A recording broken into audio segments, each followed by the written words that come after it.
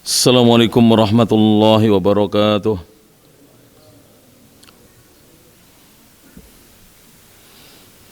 Innal hamdalillah nahmaduhu wa nasta'inuhu wa nastaghfiruh wa na'udzu billahi min shururi anfusina wa sayyiati a'malina. Man yahdihillahu fala mudhillalah wa man yudlil fala hadiyalah.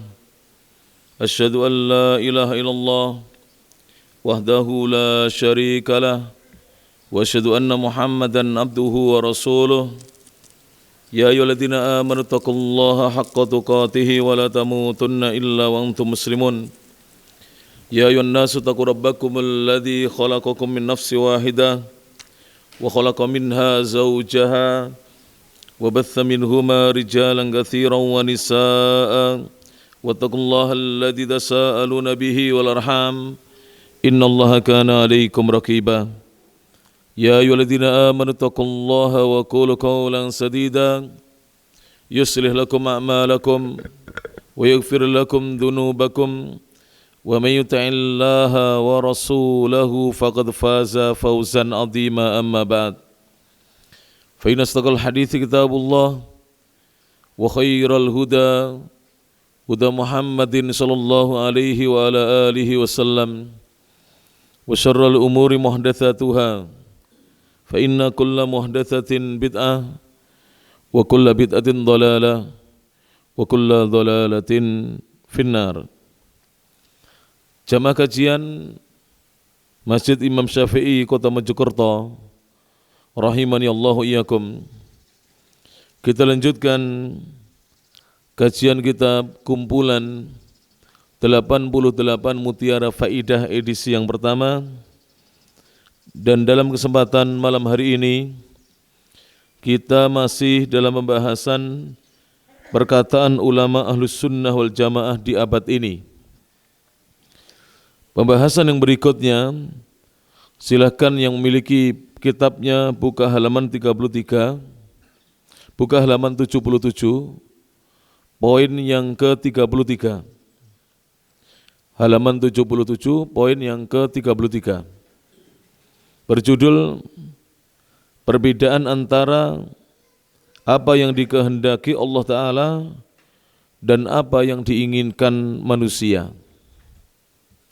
Jadi apa yang dikehendaki Allah itu pasti baik. Tapi apa yang diinginkan manusia belum tentu baik. Maka sebagai seorang muslim dan muslimah, hendaknya kita menjalankan apa yang diperintahkan oleh Allah Subhanahu wa Ta'ala, yang dikehendaki olehnya, dan menjauhi larangan-larangannya. Dan kita tidak mengikuti ucapan manusia siapapun juga. Syekh Dr. Saleh bin Abdullah bin Hamad Al-Utsaimin, Syekh kami yang mulia, salah satu guru kami yang mulia, seorang ulama dari kota Ar-Riyadh, kerajaan Saudi Arabia, hafizahullahu ta'ala, semoga Allah menjaga beliau. Beliau berkata, qal al-ulama'u, para ulama itu, kata beliau, yuqimuna anfusahum, mereka menegakkan diri-diri mereka, ala ma yuriduhullahu, atas apa yang dikehendaki oleh Allah. Yang dimaksudkan apa? Para ulama berupaya untuk menjalankan apa saja yang dikehendaki oleh Allah Subhanahu wa Ta'ala. Perintah Allah dijalankan, apa yang disyariatkan oleh agama ini dijalankan, perintahnya Rasulullah dijalankan, sunnah-sunnahnya juga dijalankan. Itulah para ulama. Wala yushghiluna anfusahum bima yuriduhun nas. Dan para ulama itu la yushghilun, mereka tidak menyibukkan anfusahum, diri-diri mereka, bima yuriduhun nas, dengan perkara yang diinginkan oleh manusia. Ini ucapan ini apabila kita faham, maka insya Allah kita akan menjadi manusia-manusia yang bertakwa. Karena yang kita jalankan adalah apa yang dikehendaki Allah. bukan apa yang dimaui oleh manusia. Termasuk di zaman ini tidak sedikit ya dai-dai yang ketika mengajar atau berdakwah atau ngaji, mengisi kajian itu sesuai dengan selera masyarakat. Tidak demikian. Masyarakat maunya kajian temanya hanya cinta-cintaan, dia ikut. Masyarakat temanya hanya tentang keharmonisan rumah tangga, dia ikut.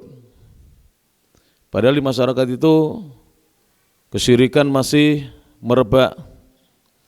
Orang masih banyak yang menyembah selain Allah, berdoa kepada selain Allah, mencari pesugihan dan kekayaan kepada selain Allah. Tapi dia tidak peduli. Yang penting AJS. Apa itu AJS? Asal jamaah senang. Asal saya tetap diundang. Jadi itu tidak boleh bagi seorang dai. Dia menyampaikan agama ini sebagaimana dulu para nabi dan juga para sahabat, dilanjutkan oleh ulama-ulama Ahlus Sunnah wal Jamaah menyampaikan agama ini step by step, dengan lemah lembut, bertahap. Dan juga ketika menyampaikan agama ini, menyampaikan pokok-pokok yang terpentingnya, prinsip-prinsip agama ini yang terpentingnya, yaitu ya menyampaikan tauhid, mengajak manusia untuk beribadah kepada Allah Subhanahu wa taala lebih dahulu, memperingatkan umat dari bahaya kesyirikan. Setelah itu, setelah terbina ibadahnya, diajak untuk menjalankan sunnah-sunnah Nabi SAW, mengagungkan sunnah, memuliakan sunnah. Lalu dia berupaya untuk memberantas bid'ah, memperingatkan masyarakat dari bahayanya bid'ah. Amalan yang tidak ada tuntunannya yang masih banyak dikerjakan oleh sebagian besar kaum muslimin di negeri kita ini. Itu harusnya seorang dai di dalam berdakwah. Sebab dia nanti akan bertanggung jawab di sisi Allah Subhanahu wa taala, mempertanggungjawabkan apa yang disampaikannya. Maka Syekh di sini menasihati kita semuanya, khususnya para dai yang mereka berdakwah ke jalan Allah Subhanahu wa taala, tidak boleh melenceng dari niat yang sebenarnya dan dari apa yang digariskan oleh agamanya. Fa innama yuridun nasu, sesungguhnya apa yang diinginkan oleh manusia, la yantahi ila syai', tidak berakhir pada sesuatu apapun. Keinginan manusia itu tidak ada batas waktunya, tidak ada tujuannya. Pokok manusia itu menginginkan sesuatu, dia ikuti. Kalau seperti ini tidak ada habisnya, tidak ada akhirnya. Wa ma yuriduhullahu, adapun yang dikehendaki oleh Allah Ta'ala, intaha ila din, berakhir kepada agama. Jadi apa yang dikehendaki Allah itu muaranya adalah kepada agama, yaitu Allah menghendaki kita menjalankan perintah-perintahnya, kemudian kita menjauhi larangan-larangannya. Muaranya adalah kepada ad-dinul, jadi ad-din yaitu dinul Islam, agama Islam. Alladzi jaa bihi Muhammadun sallallahu alaihi wasallam, yang mana Nabi Muhammad telah datang dengan agama yang mulia ini sallallahu alaihi wasallam. Dari ucapan guru kami yang mulia itu, Fadilatul Syekh Al-Musnid, seorang ulama yang banyak sanad kitabnya, kemudian doktor, seorang doktor, seorang dosen, Syekh Saleh bin Abdullah bin Hamad Al-Utsaimin hafizahullah ta'ala. Setelah kita bacakan ucapan beliau, nasnya, sekarang kita petik faidah dari ucapan ulama tersebut. Faidah ucapan ulama. Al-ula, faidah yang pertama adalah ulama menyibukkan diri mereka dengan agama Islam. Itulah ulama, sibuk dengan agama Islam, yaitu dengan mempelajari agama Islam ini, kemudian mengamalkannya serta mengajarkannya kepada umat. Inilah ulama-ulama Ahlussunnah wal Jamaah. Mempelajari, kemudian mengamalkan, baru mengajarkannya. Kalau ini dijalankan, maka betul Allah akan merubah nasibnya hamba-hambanya. yang mau betul-betul memperjuangkan agamanya. Yang kedua, manusia menyibukkan diri mereka dengan sesuatu yang tidak memiliki landasan apapun. Ini kalau manusia. Ini bedanya antara kebanyakan orang dengan ulama. Kalau ulama kesibukannya adalah sibuk dengan agama Islam, mempelajarinya siang malam, pagi, siang malam, kemudian mengamalkannya dan mengajarkannya, mendakwahkannya. Kalau manusia secara umum, selain ulama, orang-orang awam, itu menyibukkan diri mereka dengan sesuatu yang tidak memiliki landasan apapun. Jadi kadang-kadang amalannya itu tidak ada dasarnya, kadang berbuat yang tidak ada tujuan yang bisa diraih dan digapai dan seterusnya. Sama seperti hari-hari ini, coba ya, saya ajak berpikir jamaah ini yang sudah sering ngaji. Hari-hari ini ada apa? BBM naik kan? Ya. Itu kalau ulama tidak ada yang sibuk dengan BBM. Ulama tidak ada yang sibuk dengan itu. Bukan berarti ulama tidak peduli, tidak, sangat peduli. Mereka sangat peduli. BBM itu apa? Singkatannya apa? BBM, singkatannya apa? Masa tidak ada yang tahu BBM? Hah? Apa Pak? Bahan bakar apa? Minyak, bukan, bolak-balik munda. BBM, bolak-balik munda, ya katanya Kiai Haji Anwar Zahid, Anda baru dengar juga. Lu ngerti singkatannya loh, kok gumun ya. Ulama itu, kalau ada kenaikan harga, itu bukan marah dengan manusia, tapi memperbanyak muhasabah diri dan taubat. Karena di zaman Umar bin Khattab, itu kalau harga-harga naik, maka Umar menyuruh mereka untuk banyak bertaubat. Untuk banyak bertaubat. Dan tidak pernah Umar mengajak mereka untuk mencaci maki manusia yang dihukumi telah menaikkan harga-harga itu. Kemudian saya ingin bicara dulu. Pemerintah kita kira-kira yang berwenang untuk menaikkan harga itu hanya Pak Jokowi atau setelah ada studi dipelajari dulu oleh timnya, tim ekonomi, tim perindustrian, tim perminyakan, dan segala aspeknya dipelajari. Jadi itu bukan keputusan presiden saja, presiden tidak ngedok saja, itu keputusan bersama. Dan kalau kita mau betul-betul jujur dan amanah, ini terutama orang-orang yang suka demonstrasi itu, kalau mereka amanah loh ya, dan jujur apa adanya, harga BBM di negeri kita ini relatif masih tergolong murah dibandingkan negara-negara yang lain. Harga BBM nanti diketik saja lah, sekarang sudah ada inilah medsos, ketik harga BBM yang tertinggi di dunia, Indonesia tidak termasuk. Indonesia tidak termasuk. Bahkan dua negara ini, Malaysia dan Indonesia, termasuk murah di ASEAN. Negara tetangga saja Singapura itu sudah mendekati 30.000 1 liternya, 29.000. Kita masih 10.000, ini murah sekali. Jadi kalau kita beli di Singapura dapat 1 liter, di sini masih dapat 3 liter, alhamdulillah. Kemudian para jamaah rahmati Allah Ta'ala, saya ingin memberikan pencerahan ini supaya kita ini terbuka, bukan sedikit demo, sedikit-sedikit mencaci maki pemerintah, padahal dia tidak tahu susahnya pemerintah mengurus negara ini, rakyatnya 270 juta, provinsinya ada berapa? 33 provinsi ya. Ini tidak mudah, berapa? 30 berapa? 5 apa? 37 provinsi, tidak mudah ini. Antum tak suruh ngurus 1 RT aja nggak becus itu. Atau RW aja belum tentu becus. Ini 37 provinsi, negara yang besar. Negeri kita ini negara yang besar, para jemaah. Saya mau tanya, siapa yang masih ingat atau pernah baca, saya barusan baca postingan. Itu kelihatan asli, bukan dibuat-buat. Harga bensin tahun 80-an itu 300 rupiah. Solar 150 rupiah. Tahun berapa? 80. Saya mau tanya Bapak-bapak yang umurnya usianya di atas 40. Waktu itu bapak-bapak sudah kagungan, sampun kagungan sepeda motor dereng? Jujur. Hah? Sampun? Kalau sampun saya buktikan pada saya, mana buktinya?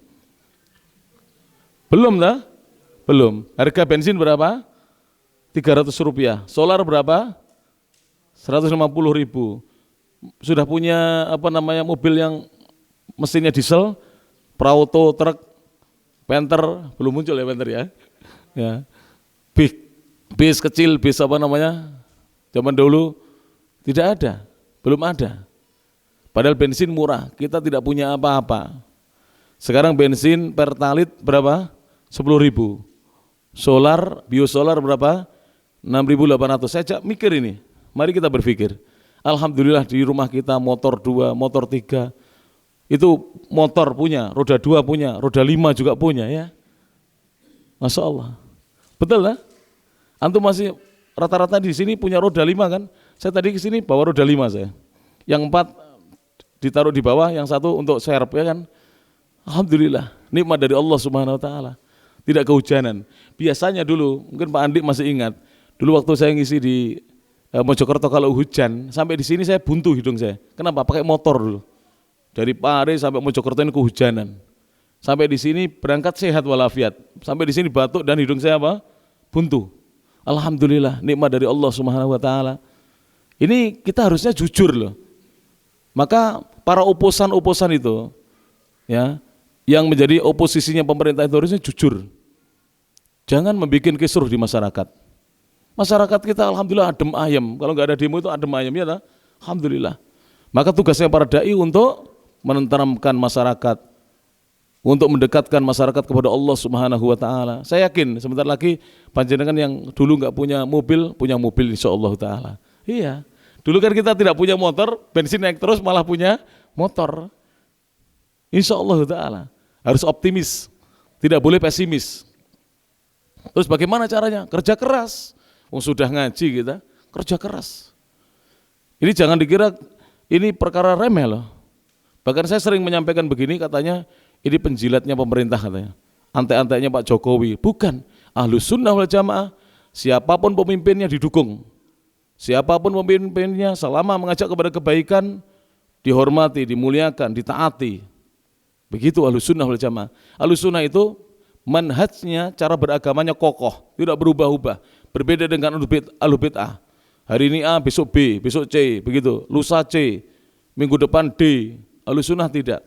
Dari dulu Ahlus Sunnah mentaati pemimpinnya, mengamalkan firman Allah Subhanahu wa taala dalam Al-Qur'an dalam surah An-Nisa surat keempat ayat yang ke-59, ya ayyuhalladzina amanu, wahai orang-orang yang beriman, atiullaha, taatlah kalian semuanya kepada Allah, wa atiur rasula, taatlah kalian semuanya kepada Rasul, wa ulil amri minkum, dan taatlah kepada pemimpin-pemimpin di antara kalian.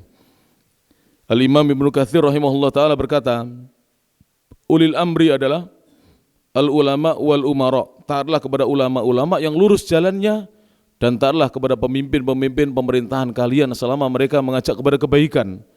La ta'ata li makhlukin fi ma'siyatil khaliq, tidak boleh taat kepada makhluk dalam bermaksiat kepada Allah.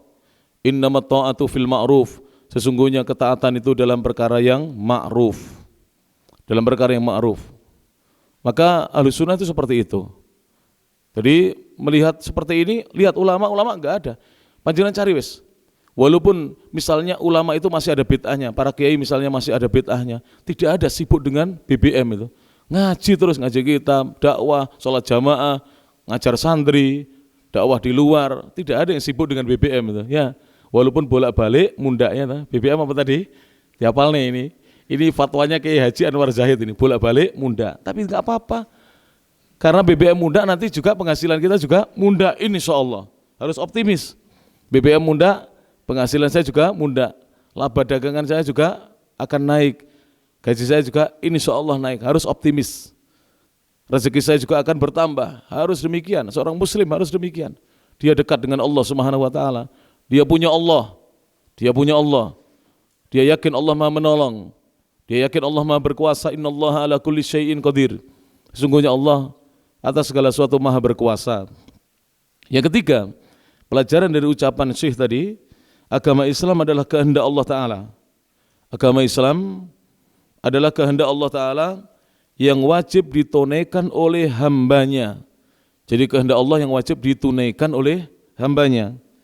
Dan kebaikan dari agama Islam ini akan kembali kepada mereka, hamba-hamba Allah Subhanahu wa taala. Jadi kalau kita mau mengamalkan agama Islam ini, kebaikannya kembali kepada kita, insyaallah taala. Insyaallah. Kalau kita mau mengamalkan agama Islam ini, insyaallah kebaikannya kepada kita. Yang keempat, berjamaah rahmat Allah Subhanahu wa taala, memperturutkan keinginan manusia adalah sesuatu yang tidak ada hentinya. Jadi kalau kita ngikuti kemauan orang, keinginan orang, itu tidak ada hentinya. Hari ini dia ingin dari kita begitu, besok begini, besok lagi demikian. Tidak ada hentinya. Akhir kesudahannya di dunia adalah lelah. Kalau kita ikut orang itu lelah. Alhamdulillah, saya doakan mudah-mudahan ya, semuanya dapat hidayah dari Allah Subhanahu wa taala. Kalau ikut manusia itu lelah kita. Coba ikut manusia. Suruh berzikir, baca Al-Ikhlas 500 kali. Lelah enggak itu? Lelah. Pernah Allah menyuruh kita baca Al-Ikhlas 500 kali? Mana dalilnya? Tidak ada. Berapa paling banyak Al-Ikhlas dalam sekali duduk? Berapa kali? 3 kali ya kan? Ba'da maghrib dan ba'da subuh itu Al-Ikhlas 3 kali, Al-Falaq 3 kali, An-Nas 3 kali. Itu bisa tidak lelah, tapi kalau ikuti manusia lelah. Bahkan tetangga kami ada yang stres ketika dia melakukan perintah gurunya untuk membaca surat Al-Ikhlas sekali duduk tidak boleh batal. Kalau berhadas harus mulai dari awal lagi. Stres dia. Bayangkan berat enggak? Misalnya sudah 499 kentut makdut itu. Ngulangi dari awal, Pak. Stres enggak itu? Stres itu. Loh bener, ngikuti manusia itu lelah. Kalau ngikuti Allah tidak lelah. Panjenengan ngikuti Allah tidak lelah. Sekarang misalnya begini, Ustadz, saya diajak orang ngerampok. Sekali ngerampok dapat ratusan juta. Lelah sampai nanti. Lelah apa? Setelah dapat rampokannya, sibuk menyembunyikan barang rampokannya dan sibuk dia menyembunyikan jati dirinya supaya tidak tertangkap. Lelah enggak? Lelah. Tapi kalau kita bekerja pagi, kerja jualan pentol itu, pentol celup itu ya, ke sekolah-sekolah, kelihatannya lelah, tapi tidak lelah. Sebelum maghrib pulang, mandi, datang ke masjid Imam Syafi'i, ya, Mojokerto, ngaji dengan Gus Yus sampai Isya. Habis Isya ketemu keluarga, makan malam, istri belum masak, ya sudah mie, ibu dek, saya gorengkan telur, ayo kita masak bareng, kita makan berdua dengan anak-anak misalnya. Tidak lelah itu, bahagia itu. Itu bahagia. Kalau mengikuti Allah Subhanahu wa taala bahagia. Tapi mengikuti manusia lelah. Lelah itu, Pak, lelah. Kemudian yang kedua cemas. Ikut manusia cemas. Demonstrasi sekarang ini lihat. Kasihan saya adik-adik mahasiswi itu. Kalau mahasiswa sekarepmu yang mahasiswi itu loh, saya kasihan. Saya ngiman mahasiswinya. Ya tahu, kok ya mau-maunya demonstrasi disemprot sama Pak polisi apa itu? Water apa? Ya, cannon ya. Kemudian semprot apa lagi? Enggak tahu nanti. Lelah itu, cemas. Ada yang ditangkap. Loh, kalau memang kamu niatnya sudah demo, ditangkap silakan ditangkap. Harusnya begitu loh. Ditangkap tidak mau. Berarti kan tidak niat demo itu. Niatnya kurang kuat. Ya. Demo itu haram. Demonstrasi itu haram. Apapun alasannya haram. Mau demo damai, aksi damai. Yang kalau orang Arab yang suka demo itu seperti orang-orang Mesir dan seterusnya itu, orang Suriah katanya al-mudhaharah silmiyah, aksi damai. Haram. Mau damai tidak damai haram. Misalnya minuman keras ini. Ini Ustadz saya minum dengan kiai saya atau dengan ustadz saya mau mabuk berdua. Ini minuman ruhani Ustadz, tetap haram. Walaupun mabuknya dengan ustadz atau kiai tetap haram ini. Namanya minuman keras tetap apa? Haram. Riba walaupun dibungkus dengan label-label Islam, riba Islami tetap haram. Pacaran Islami tetap haram. Zina Islami tetap haram. Ada zina Islami? Gak tahu. Lah kaum Rafidhah itu kan zina Islami katanya. Nikah mut'ah itu lah. Lah panjenengan kok gumun toh. Zina Islami kata mereka itu. Siapa yang berzina sekali seperti haji 70 kali. Pernah dengar enggak? Nah, itu. Kalau masih gadis lebih banyak lagi pahalanya. Memang dia ingin menggerogoti, merenggut kegadisan para gadis, naudzubillah min dzalik. Dengan apa? Zina dilabeli apa? Islam. Zina Islami itu. Itu bukan pernikahan Islami, itu zina Islami, naudzubillah min dzalik. Itu istilah saya ya. Jadi kawin kontrak itu zina dilabeli dengan label Islam oleh mereka. Naudzubillah min dzalik. Akhirnya orang banyak yang ikut. Itu lelah ya, lelah, cemas, penyesalan. Mengikuti kemauannya manusia menyesal. Kemudian kalau ikut kemauan manusia, tamak tiada henti. Tamak. Jadi tamak dengan hartanya manusia, ingin memiliki harta manusia. Lihat ya, banyak orang itu penghasilannya besar, tapi masih korupsi, masih mengambil hartanya orang lain, masih menipu, masih membohongi orang lain. Ada teman kita barusan dibohongi 2 miliar Pak. 2 miliar, bayangkan. Jadi kadang-kadang kita ini sudah bisnis dari kecil, kita rintis pelan, step by step, dapat keuntungan ditabung, terus ada yang mengajak ayo bisnis lebih besar lagi, tertarik kita, tidak kita selidiki dahulu siapa yang mengajak bisnis ini, akhirnya uang melayang, naudzubillah min dzalik. Ini banyak terjadi, capek, mengikuti manusia itu apa? Lelah. Padahal uang 2 miliar itu kalau ditabung kira-kira untuk makan sehari-hari bersama anak istri itu, misalnya anaknya 10 itu habis berapa tahun Pak kira-kira? Kalau anak 10 pinten Pak? Saya urut dari Pak Andi, anaknya 10, istri 1, enggak 2, istri 1. Kira-kira sebulan habis berapa? 3 juta cukup Pak? 5 lah ya, plus biaya sekolahnya, 6 juta. Kalau 6 juta kali 12 berapa? 72 juta ya. 6 juta kali 12, kali setahun, 72 juta Pak. Tidak sampai 100 juta. Kalau kita buat 100 juta saja lah, plus boros-borosnya ya, karena BBM naik borosnya ya. Jadi kita buat 100 juta. 100 juta berarti kita bisa hidup berapa? 20 tahun itu. Tapi karena kita tamak, tidak diselidiki, boleh usaha lagi boleh, tapi selidiki dulu, jangan terlalu tamak.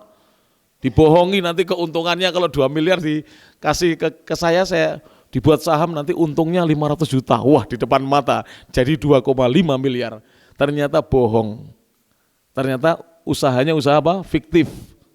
Banyak sekarang ini para jamaah, jangan tamak, itu kalau dibuat hidup loh sudah 20 tahun dengan anak istri kita, sudah 20 tahun, apalagi anaknya sudah besar-besar, nanti sudah berkeluarga, lebih dari 20 tahun nantinya, kalau kebutuhannya cuma istri saja sedikit, maka hendaknya kita tidak mengikuti kemauan manusia. Ikutilah kehendak Allah Subhanahu wa taala. Kemudian sedangkan tamak tiada henti dan rakus, itu kalau ikut manusia. Sedangkan di akhirat berujung orang yang mengikuti keinginan manusia berujung kepada siksa kubur di akhirat. Berujung kepada neraka, naudzubillah min dzalik. Dan azab siksaan Allah taala yang abadi selama-lamanya disebabkan memperturutkan keinginan manusia dan meninggalkan apa yang dikehendaki oleh Allah Subhanahu wa taala. Na'udzubillahi min dzalik. Kita berlindung dari hal yang semacam itu. Sekarang yang ke-34 para jemaah. Poin yang ke-34, walaupun ini sudah tidak bulan Ramadan lagi, tapi di sini ada pembahasan tentang Ramadan bulan Al-Qur'an. Jadi Ramadan itu bulan Al-Qur'an.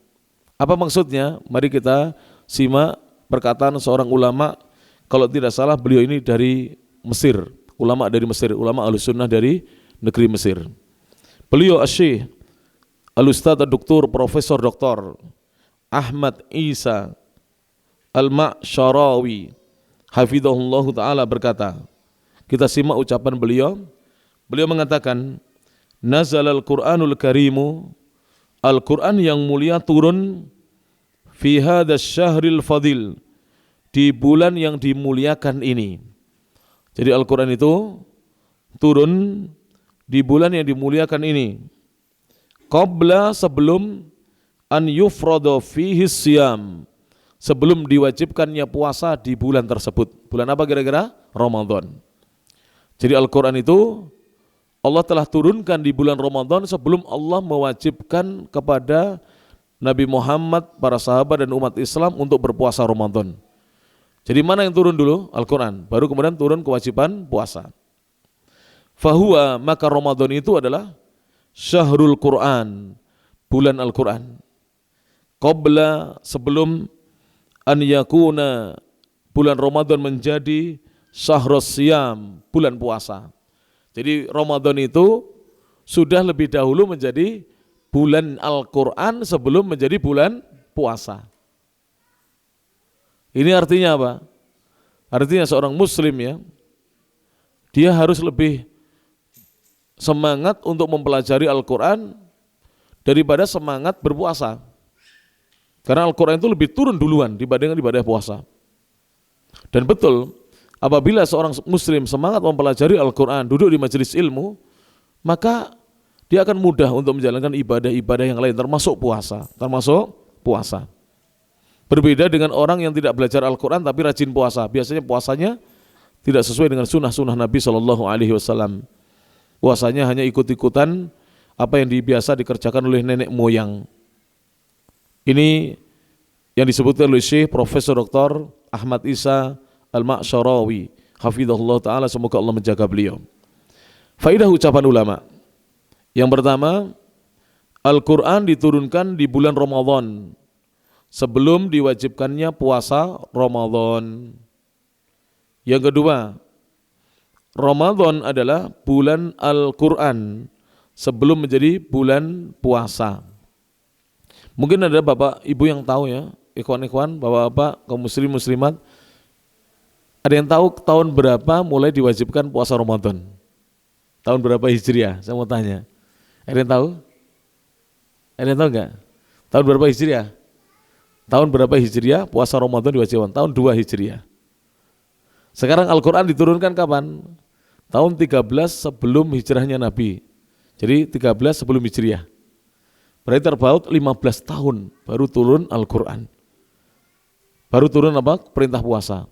Al-Quran dulu turun, baru kemudian Allah merintahkan setelah 15 tahun untuk berpuasa Ramadan.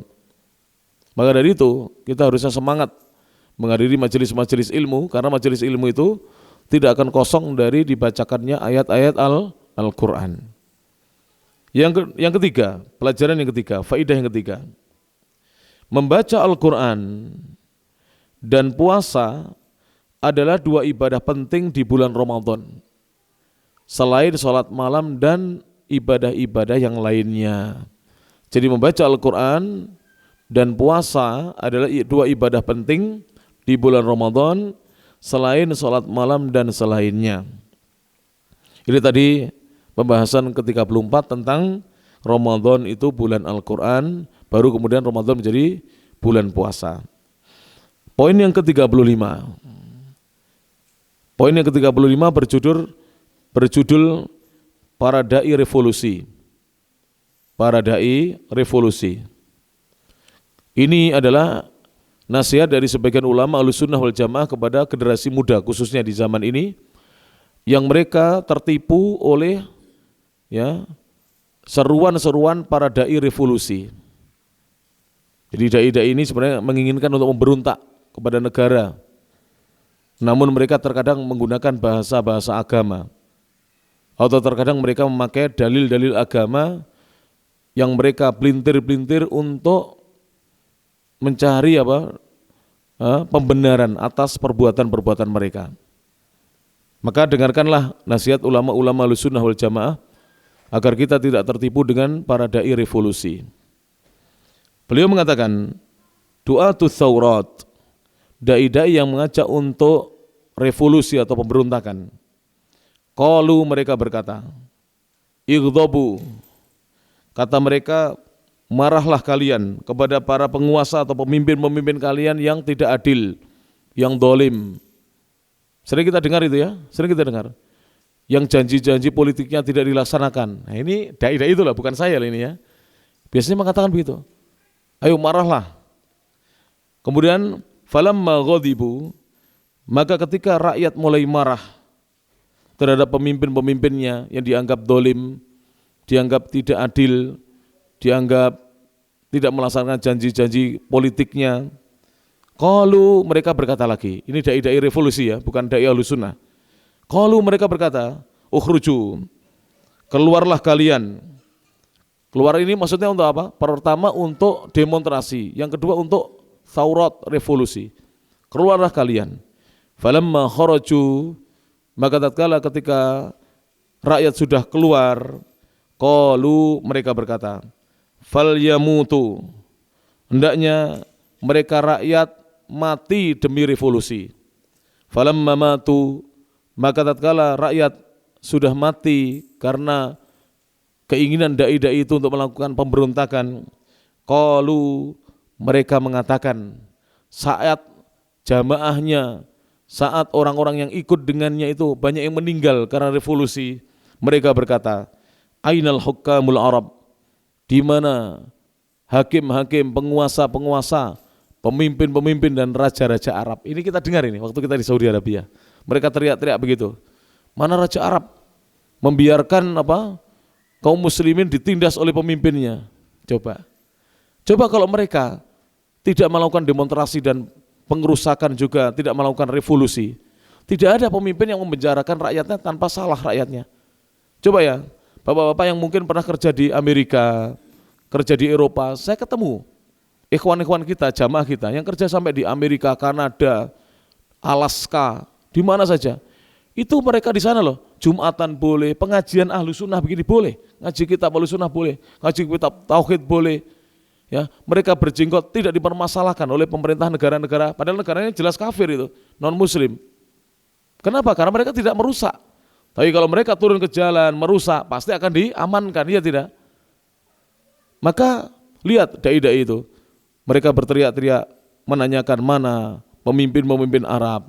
Insya Allah setelah adzan saya lanjutkan, insya Allah. Kita dengarkan adzan lebih dahulu, ba'da adzan insya Allah kita lanjutkan. Kita lanjutkan. Alhamdulillahi wahdah, wassalatu wassalamu ala man la nabiyya ba'da, wa ala alihi wa sahbihi wa man wala. Jamaah kajian Masjid Imam Syafi'i Mojokerto, rahimani Allahu iyyakum. Maka mereka berkata, kata para ulama, qalu ainal hukamul Arab. Ini dai-dai penyesat ini, dai-dai revolusi. Mereka mengatakan, mana para penguasa, pemimpin-pemimpin negeri Arab? Kenapa mereka membiarkan saudara-saudara mereka ditindas penguasanya sendiri? Dan para pemimpin negeri Arab diam saja. Itulah ucapan mereka. Jadi mereka yang mengajak untuk pemberontakan, kemudian rakyat mati, mereka menyalahkan pemimpin yang tidak mau mengikuti ajakan mereka. Begitu. Itu dari zaman ke zaman. Sejak zaman Khawarij dahulu, pemberontakan pertama itu dilakukan oleh kelompok Khawarij. Bahkan demonstrasi pertama dilakukan oleh mereka. Maka kalau ada korban yang disalahkan adalah Ahlus Sunnah wal Jamaah. Na'udzubillahi min dzalik. Faidah nasihat ulama.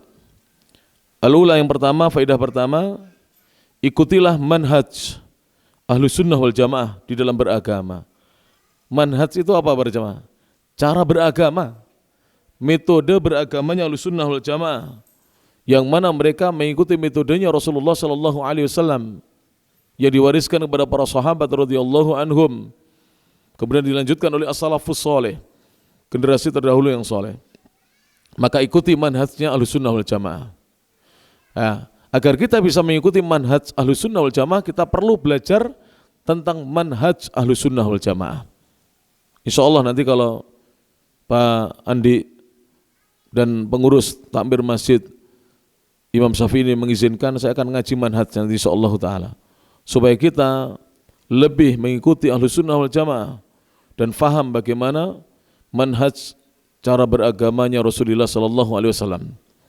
Yang kedua, ats-tsaniyatu, waspadalah dari berbagai kesesatan dan para dai-nya. Jadi kadang-kadang mereka juga pintar bahasa Arab, pandai bahasa Arab. Kadang-kadang mereka juga memakai atribut-atribut Islam, syiar-syiar Islam. Namun mereka mengajak kepada kesesatan. Na'udzubillahi min dzalik. Yang ketiga, ats-tsalitsatu, ciri-ciri dai sesat adalah satu, membenci para pengikut salafus saleh. Jadi ciri-ciri dari dai sesat adalah benci dengan orang-orang yang mengikuti salaf, benci dengan orang-orang yang mengikuti Ahlus Sunnah wal Jamaah. Yang kedua, ciri mereka adalah manhaj cara beragama mereka bukan manhaj salaf. Manhajnya mereka adalah manhajnya kadang-kadang Khawarij, kadang Murji'ah, kadang Mu'tazilah, kadang Jahmiyah, kadang Asy'ariyah, kadang Maturidiyah, kadang Kullabiyah, kadang Al-Qadariyah, kadang Al-Jabriyah dan seterusnya. Ini cirinya.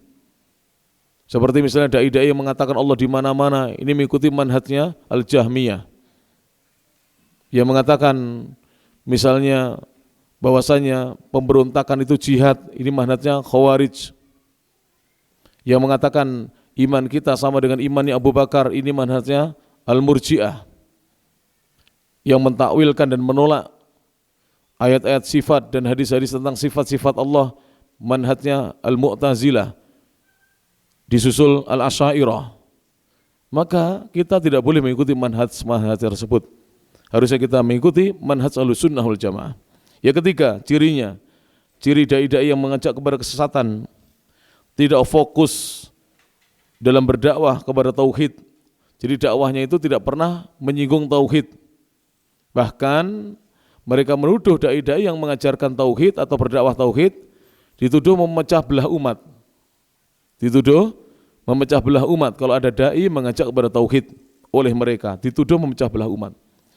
Dan tidak fokus dalam membina masyarakat dengan mengajarkan akidah sahihah. Jadi pembahasannya tidak pernah menyinggung akidah. Sehingga kaum muslimin dari dulu sampai sekarang itu akidahnya tidak sesuai dengan akidah Ahlussunnah wal Jamaah. Seperti ketika ditanya Ainallah, banyak kaum muslimin mengatakan tidak boleh bertanya Ainallah. Ketika disebutkan hadisnya ada di riwayat Muslim bahwa Rasulullah pernah bertanya kepada budak wanita jariyah, Ainallah, di manakah Allah? Qalat, budak itu menjawab, fis sama, Allah di atas langit. Berarti Rasulullah telah salah bertanya Ainallah, yang benar adalah Anda yang melarang orang bertanya Ainallah. Ini karena kaum muslimin tidak belajar akidah yang benar, sehingga yang disampaikan oleh mereka adalah akidah-akidah yang menyimpang. Yang keempat, ciri mereka, ciri dai-dai yang sesat, suka mencaci maki pemerintah. Ini cirinya. Tergantung kita tetap ngaji dengan mereka atau kita ngaji dengan dai-dai yang lurus. Suka mencaci maki pemerintah. Padahal Rasul mengatakan, sibabul muslim fusuk. Mencaci maki seorang muslim, bukan pemerintah ini, muslim biasa, fasek gitu. Orang yang keluar dari ketaatan, apalagi yang dicaci maki pemimpinnya, lebih fasek lagi. Maka tidak boleh masjid digunakan untuk mencaci maki pemimpin. Jangankan mencaci maki pemimpin, mencaci maki rakyat biasa saja fasik. Wa qitaluhu kufrun, memeranginya adalah kekafiran. Naudzubillah min dzalik. Kalau sampai memberontak memerangi, itu sudah masuk kepada ranah kekafiran. Naudzubillah min dzalik.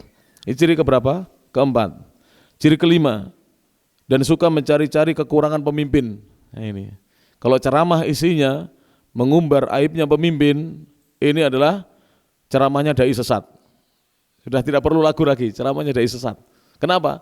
Mengumbar aib sesama muslim saja tidak boleh, apalagi itu pemimpin. Mana Rasulullah melarang kita untuk apa? Menggibah saudara kita, apalagi yang digibah itu pemimpin. Dan gibah itu adalah dzikruka akhaka bima yakrah. Kamu menyebutkan apa yang tidak sukai saudaramu ketika saudaramu tidak ada di hadapanmu. Maka seperti ini cirinya. Yang keberapa sekarang? Keenam, mengajak berdemonstrasi. Sudah. Ini cirinya ini. Ini bukan saya yang nulis ini. Saya hanya menerjemahkan. Ini tulisan para ulama Ahlussunnah. Karena pertama kali yang mengajak mendemo Utsman bin Affan adalah Khawarij. Nah, sekarang kita ikut sunnahnya siapa? Sunnahnya Nabi Muhammad atau sunnahnya Khawarij? Ini sunnahnya Khawarij ini. Demonstrasi itu sunnahnya Khawarij. Walaupun yang berdemo kopian seperti saya, berjubah, bersurban, surban hijau, surban putih, tidak peduli. Kalau dia mengajak kepada demonstrasi, berarti dia mengikuti sunnah selain sunnahnya Rasulullah SAW. Sunnah kelompok Khawarij yang telah membunuh Utsman bin Affan radhiyallahu taala anhu. Kemudian, padahal Utsman itu baca Quran lalu dibunuh, Pak. Makanya kalau kita dimusuhi oleh dai-dai seperti itu atau kelompok-kelompok seperti itu, tidak heran kita. Kenapa? Karena Utsman saja sahabat dijamin surga, dimusuhi apalagi kita yang belum ada jaminan surga. Ya lebih dimusuhi lagi oleh mereka. Utsman saja dijamin surga. Utsman itu menantunya Rasulullah SAW, menikahi dua putrinya Nabi SAW, itu dimusuhi oleh mereka, bahkan dibunuh saat membaca Quran. Jadi Utsman itu saat membaca Quran, darah menetes di mushaf Al-Quran. Bayangkan, Khawarij itu tidak peduli orang baca Quran, orang sholat dibunuh. Na'udzubillahi min dzalik. maka jauh dari sunnah Nabi SAW. Yang keberapa itu? Demonstrasi tadi. Yang keenam ya. Yang ketujuh para jamaah. Suka teriak revolusi. Itu. Sebentar-sebentar revolusi. Yang kedelapan, sibuk menggalang massa. Kalau dai sunnah, mau yang datang sedikit atau banyak dia tetap ngaji. Bukan harus banyak digalang massa. Nanti membuat macet jalan, membuat ekonomi menjadi kacau, dolar semakin naik, rupiah semakin turun karena orang takut dengan ketidakamanan satu negeri. Kemudian yang ke-9, miskin ilmu. Dai-dai seperti ini miskin ilmu. Miskin ilmu itu maksudnya apa? Loh Ustaz, punya gelar itu? Ya, miskin ilmu syar'i, ilmunya tidak syar'i. Miskin ilmu syar'i. Jadi ilmu yang benar dari Nabi SAW mereka tidak punya. Yang dipunyai adalah ilmu-ilmu dari kaum Khawarij dan selainnya. Yang 10, menuduh ulama sebagai antek pemerintah dan penjilat. Jadi kalau ada dai suka menuduh ulama sebagai antek pemerintah dan penjilat, ini na'udzubillah min dzalik. Ciri-ciri dai sesat ada pada diri orang itu. Menuduh ulama sebagai antek pemerintah dan penjilat. Na'udzubillah min dzalik, jangan sampai terjadi seperti itu. Poin yang berikutnya berjamaah rahmat Allah Subhanahu wa taala, poin yang ke-36 berjudul buah menyelisih hawa nafsu. Apa buah yang akan didapatkan oleh seorang muslim dan muslimah apabila dia tidak memperturutkan hawa nafsu? Kalau memperturutkan hawa nafsu berakhir ke neraka, naudzubillah. Tapi kalau dia menyelisih hawa nafsunya, tidak mau ikut hawa nafsu, maka dia akan dimasukkan ke dalam jannahnya Allah Subhanahu wa taala. Sebagian ulama berkata, kita simak ya. Kata sebagian ulama, idza aradta an takuna al jannatu ma'waka. Idza aradta, apabila kamu menghendaki, an takuna al jannatu, surga itu menjadi ma'waka, tempat tinggalmu, tempat menetapmu, fa khalif, maka selisilah olehmu hawaka, hawa nafsumu. Jadi kalau kita ingin surga menjadi tempat tinggal kita yang abadi, kita disuruh menyelisih hawa nafsu kita, tidak memperturutkan hawa nafsu. Maka para jamaah mari ya, saya mengajak kepada diri saya pribadi, kemudian kepada bapak-bapak dan ibu-ibu, jaga diri, jaga kehormatan, jaga kemaluan. Saya kok prihatin ya, di akhir-akhir ini banyak orang itu dengan mudahnya itu berzina, selingkuh, sudah punya istri, bertahun-tahun rumah tangganya bangun sampai punya anak, kemudian anaknya sudah dewasa, dia selingkuh dengan wanita lain, na'udzubillah min dzalik. Tidak boleh seperti itu. Itu namanya memperturutkan hawa nafsu. Wanita-wanita juga demikian, saya nasihatkan kepada para ibu, hati-hati. Sekarang medsos ini na'udzubillah min dzalik. Saya itu dapat cerita banyak, Pak. Karena dai itu kadang-kadang ya dibuat curhat, mintanya. Kadang tanya kepada kita, minta jawaban. Jadi na'udzubillah min dzalik, ada suami yang mengeluhkan kepada kita. Istrinya itu suka pamer kecantikan di medsos. Goyang-goyang, enggak tahu di mana itu. Di medsos pamer kecantikan. Kemudian hahaha dengan laki-laki lain di medsos. Nah, suaminya tahu, dilihat itu HP-nya itu. Jadi bercanda dengan laki-laki lain padahal dia sudah bersuami. Na'udzubillah min dzalik. Ketika dinasehati minta cerai langsung katanya. Ini bahaya ini seperti ini. Na'udzubillah min dzalik. Memperturutkan hawa nafsu. Mohon maaf Bapak ya. Wanita selain istri panjenengan itu memang menggoda di luar sana. Tapi kalau sudah dijadikan istri betulan, ya sama nanti, tidak menggoda lagi. Makanya ibu-ibu harus menggoda suaminya. Loh bener ini. Saya ngomong bukan guyon loh. Panjenengan tertawa boleh, tapi saya bukan guyon, serius ini. Bahkan saya 2 rius ini. Nah, ibu-ibu tidak pernah menggoda. Di rumah ibu-ibu memakai daster sudah baunya minyak, bau keringat, dasternya bolong pisan. Bapaknya juga gak pernah belikan daster. Ibu-ibu itu harusnya berdandan, bedaan yang cantik di rumah, pakai minyak wangi. Nah, yang di luar sana bagaimana? Rata-rata wanita itu kalau di luar, baik yang masih gadis maupun yang ibu-ibu, itu kalau keluar bagaimana? Berdandan tidak? Berdandan. Jangankan panjenengan, ustadz saja tertarik itu, pengen ngelirik. Kok ayu rek, iman gak dilirik. Ya Allah, astagfirullah ya. Ini ujian bagi kita, ini musibah ini, betul musibah. Kalau tidak kuat iman kita, kita memperturutkan hawa nafsu, jadi Pak, janjian, na'udzubillah min dzalik. Maka dijaga ya para jamaah ini, jaga.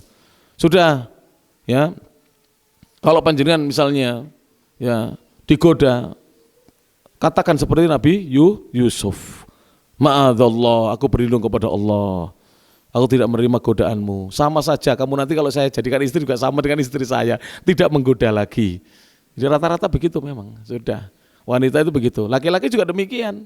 Kalau sudah jadi suaminya, istrinya ditelantarkan sama itu.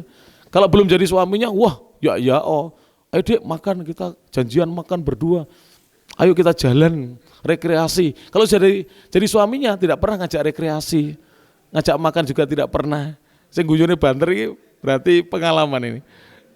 Ayo, setelah pulang dari sini Pak, mampir ini enak ini, adem-adem ini, golek sego goreng, ya bakso, ya, mie goreng, masya Allah, soto itu enak Pak, sama istri, mampir. Jangan bagil-bagil para suami itu. Jangan bagil-bagil. Nanti kalau suami bakhil, kemudian istri ditawari laki-laki yang dermawan, bahaya ini. Bahaya ini ya. Dermawan tapi ada maunya ya. Na'udzubillahi min dzalik. Maka Syekh mengatakan, qala ta'ala, Allah Ta'ala berfirman, fa amma man khafa maqama rabbih, adapun orang yang takut dengan kedudukan Rabbnya, wa nahan nafsa 'anil hawa, dan dia cegah dirinya dari mengikuti, memperturutkan hawa nafsu. Fa innal jannata hiyal ma'wa, maka sungguhnya surga itu adalah tempat kembali baginya, tempat tinggal untuknya. Al-ma'wa itu tempat tinggal yang abadi untuknya. Kalau dia mau meninggalkan, memperturutkan hawa nafsu, dia akan tinggal di surga selama-lamanya. Surah An-Nazi'at, surat nomor 79, Ar-Raqam At-Tasi' was-sab'un, Al-Ayah Al-Arba'un wal-Hadiyatu wal-Arba'un, ayat 40 dan 41. Faidah dari ayat Al-Quran tadi dan ucapan ulama. Faidah yang pertama, surga diraih dengan mengikuti Al-Quran dan Sunnah. Surga itu diraih dengan bagaimana para jamaah? Mengikuti Al-Quran dan As-Sunnah. Namun di dalam mengikuti Al-Quran dan As-Sunnah harus sesuai dengan pemahaman sahabat radhiyallahu anhum. Tidak boleh Al-Quran dipahami sendiri, hadis-hadis dipahami sendiri, kemudian yang cocok dengan hawa nafsunya dipakai, yang tidak cocok dibuang, jangan. Sikap kita para jamaah ya, saya yakin saya maupun panjenengan sama. Kalau ada ayat Al-Quran dan hadis, itu tidak semuanya bisa kita jalankan. Ada yang masih berat bagi kita, ada yang kita masih sulit untuk menjalankannya. Seperti misalnya saya beri contoh, siapa yang bisa menjaga puasa Daud? Berat kan bagi kita ya, Senin Kemis berat, sholat tahajud berat, sodako berat, ya, umroh berat, walaupun sudah ada duit itu, rekeningnya ada 100 juta, tapi untuk berangkat umroh masih berat. Tapi minimal, walaupun nafsu kita masih berat menjalankannya, minimal jangan ditolak. Jangan diingkari apa yang datang dari Allah dan Rasulnya. Jangan diingkari dan ditolak, diterima dulu. Mohon kepada Allah agar Allah memberikan taufik, kekuatan kepada kita untuk bisa mengamalkannya. Yang kedua, ats-tsaniyatu, pelajaran atau faidah dari ayat dan ucapan ulama tadi, wajibnya mencegah diri dari memperturutkan hawa nafsu, yang mana hawa nafsu itu mengajak kepada keharaman. Nafsu itu kebanyakan mengajak kepada yang haram. Yang ketiga, surga adalah balasan bagi mereka yang takut kepada Allah Ta'ala. Surga adalah balasan bagi mereka yang takut kepada Allah Ta'ala, dan balasan bagi mereka yang tidak mengikuti, tidak memperturutkan hawa nafsu. Jadi balasan bagi mereka yang tidak memperturutkan hawa nafsu. Maka mari Bapak dan Ibu yang sudah menikah dan juga yang masih bujangan, ini ada yang masih bujangan, nah, jangan sampai menjadi jomblo akut lah ya, jomblo abadi jangan sampai. Segera menikah, gak usah takut, belum bekerja Ustaz, nikah, cari aja wanita yang mau dengan pengangguran, ya. Loh ada tuh, loh ada Pak, loh pengangguran kadang-kadang dicintai wanita loh, kadang-kadang, loh bener ya. Loh saya tuh loh mencarikan, berkali-kali, mohon maaf, berkali-kali saya mencarikan ya ikhwan-ikhwan kita, ditolak oleh wanita yang saya tuju itu. Padahal ikhwannya sudah kerja semuanya. Dan pernah terjadi yang kita tawarkan itu belum kerja, diterima Pak. Beri dungone mantep begini. Ya Allah kasihanilah hambamu yang masih pengangguran. Ya lalu bener. Yang penting setelah itu mau kerja, setelah punya istri ya ta? Ya mungkin sehari sampai 1 bulan lah di mertua, makan ikut mertua. Setelah itu kerja gitu loh. Ya, tidak tercela, pengangguran menikah tidak tercela. Oh di zaman Rasulullah itu ada sahabat, ketika mau menikah Rasulullah mengatakan, coba kamu pulang, cari apa yang bisa digunakan sebagai mahar atau sodak. Sodak itu mas kawin. Akhirnya dia pulang, balik lagi, ya Rasulullah tidak ada, cari lagi, balik lagi.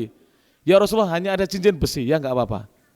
Kemudian ada sahabat yang lain cari, tidak punya ya Rasulullah. Ditanya Rasulullah, apakah kamu punya sesuatu dari Al-Quran yang kamu hafal dan kamu bisa ajarkan kepada istrimu? Ada ya Rasulullah, ajarkan Al-Quran kepada istrimu.